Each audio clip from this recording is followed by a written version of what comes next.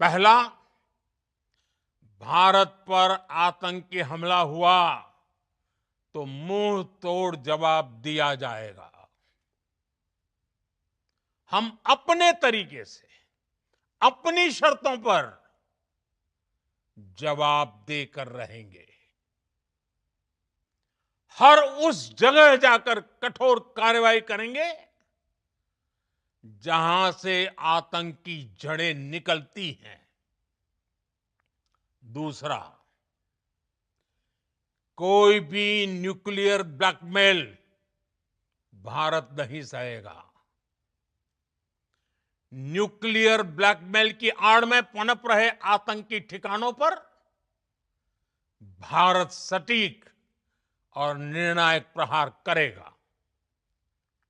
तीसरा, हम आतंक की सरपरस्त सरकार और आतंक के आकाओं को अलग अलग नहीं देखेंगे। प्रिय देशवासियों, नमस्कार। हम सभी ने बीते दिनों में देश का सामर्थ्य और उसका संयम दोनों देखा है। मैं सबसे पहले भारत की पराक्रमी सेनाओं को, सशस्त्र बलों को,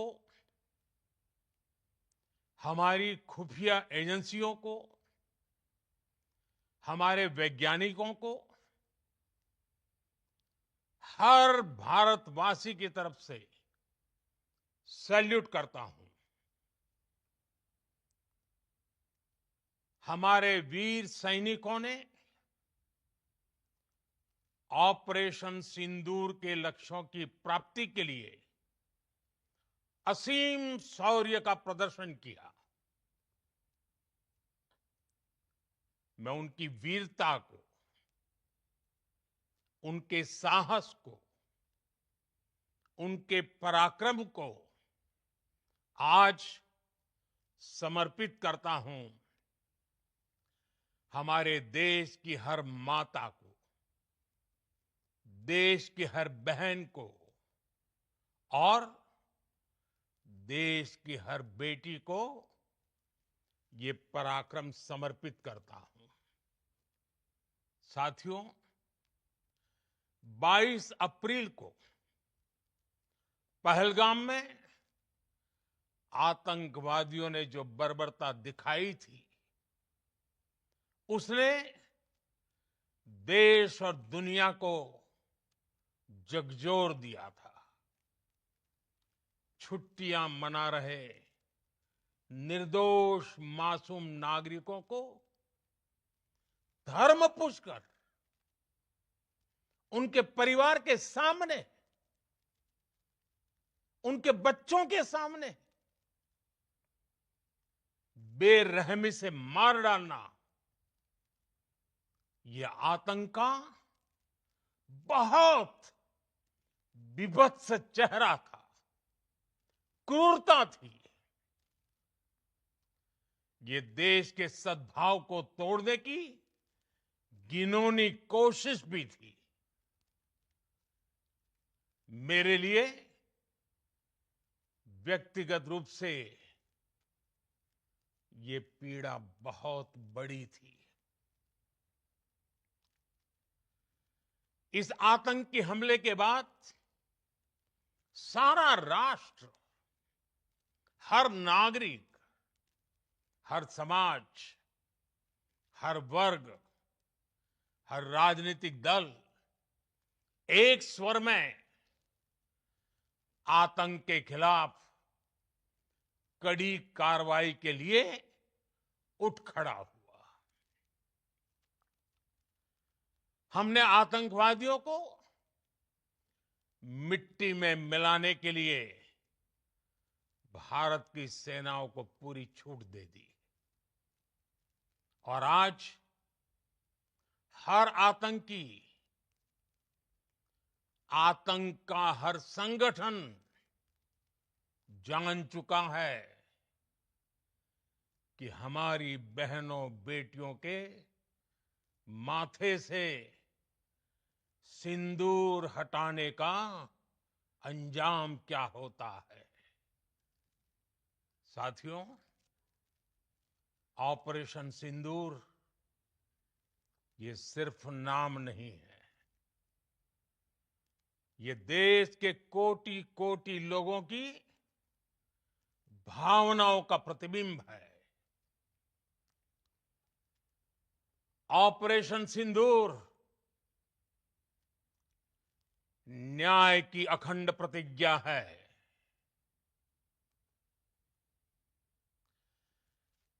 6 मई की देर रात, 7 मई की सुबह पूरी दुनिया ने इस प्रतिज्ञा को परिणाम में बदलते देखा है। भारत की सेनाओं ने पाकिस्तान में आतंक के ठिकानों पर, उनके ट्रेनिंग सेंटर्स पर सटीक प्रहार किया। आतंकियों ने सपने में भी नहीं सोचा था कि भारत इतना बड़ा फैसला ले सकता है। लेकिन जब देश एकजुट होता है, नेशन फर्स्ट की भावना से भरा होता है, राष्ट्र सर्वोपरि होता है, तो फौलादी फैसले लिए जाते हैं, परिणाम लाकर दिखाए जाते हैं। जब पाकिस्तान में आतंक के अड्डों पर भारत की मिसाइलों ने हमला बोला, भारत के ड्रोन्स ने हमला बोला, तो आतंकी संगठनों की इमारतें ही नहीं, बल्कि उनका हौसला भी थर्रा गया। बहावलपुर और मुरिद के जैसे आतंकी ठिकाने एक प्रकार से ग्लोबल टेररिज्म की यूनिवर्सिटीज रही है। दुनिया में कहीं पर भी जो बड़े आतंकी हमले हुए हैं, चाहे 9/11 हो, चाहे लंदन ट्यूब बॉम्बिंग हो, या भारत में दशकों से जो बड़े बड़े आतंकी हमले हुए हैं, उन सब के तार कहीं ना कहीं आतंक के इन्हीं ठिकानों से जुड़ते रहे हैं। आतंकियों ने हमारी बहनों का सिंदूर उजाड़ा था, इसलिए भारत ने आतंक के ये हेडक्वार्टर्स उजाड़ दिए। भारत के इन हमलों में 100 से अधिक खूंखार आतंकवादियों को मौत के घाट उतारा गया है। आतंक के बहुत सारे आका बीते 2.5-3 दशकों से खुलेआम पाकिस्तान में घूम रहे थे, जो भारत के खिलाफ साजिशें करते थे। उन्हें भारत ने एक झटके में खत्म कर दिया। साथियों, भारत की इस कार्रवाई से पाकिस्तान घोर निराशा में गिर गया था, हताशा में गिर गया था, बौखला गया था। और इसी बौखलाहट में उसने एक और दुस्साहस किया। आतंक पर भारत की कार्रवाई का साथ देने के बजाय पाकिस्तान ने भारत पर ही हमला करना शुरू कर दिया। पाकिस्तान ने हमारे स्कूलों, कॉलेजों को, गुरुद्वारों को, मंदिरों को, सामान्य नागरिकों के घरों को निशाना बनाया। पाकिस्तान ने हमारे सैन्य ठिकानों को निशाना बनाया। लेकिन इसमें भी पाकिस्तान खुद बेनकाब हो गया।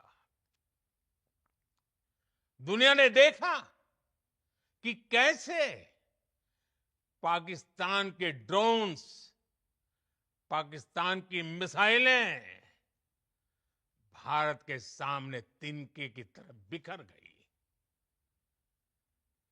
भारत के सशक्त एयर डिफेंस सिस्टम ने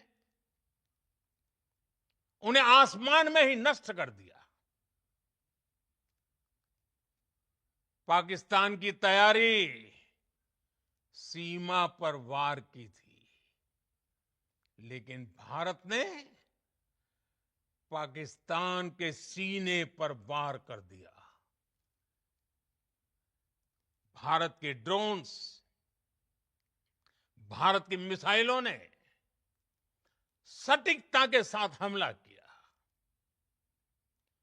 पाकिस्तानी वायुसेना के उन एयरबेस को नुकसान पहुंचाया, जिस पर पाकिस्तान को बहुत घमंड था।